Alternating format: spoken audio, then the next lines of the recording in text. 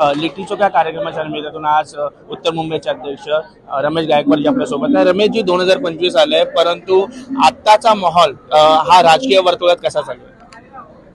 नाही, 2025च्या मी पहिल्या प्रथम सर्व नागरिकांना हार्दिक शुभेच्छा देतो। 2025 हे सगळ्या नागरिकांना समृद्धीचं, सुख समृद्धीचं जावो आणि या महाराष्ट्रामध्ये महायुतीचं सरकार आल्यामुळं अत्यंत चांगलं लोकांचं, सर्वसामान्यांचं सरकार आलेलं आहे। आणि या ठिकाणी पत्रकार बांधवांनी जो संमेलन ठेवलेलं आहे, हे आमचे सगळे मित्र आहेत। हे पत्रकार बंधू अन्याय अत्याचाराच्या विरोधामध्ये लढणारे आमचे मित्र आहेत। एखादा पत्रकार आपलं जीव जोखमीमध्ये टाकून अन्यायाला वाचा फोडण्याचं काम करतो, समाजामध्ये परिवर्तन आणण्याचं काम करतो। गुंडागर्दी असेल, अन्याय अत्याचार असेल, त्याच्या विरोधात जाऊन एक पत्रकार आमचं काम करत असतो।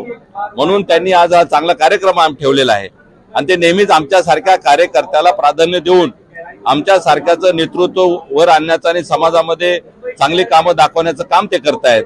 आणि म्हणून मी या ठिकाणी आज सांगू इच्छितो की आज आमच्या सारख्या कार्यकर्त्यांना हे पत्रकार बंधू देत आहेत मोका।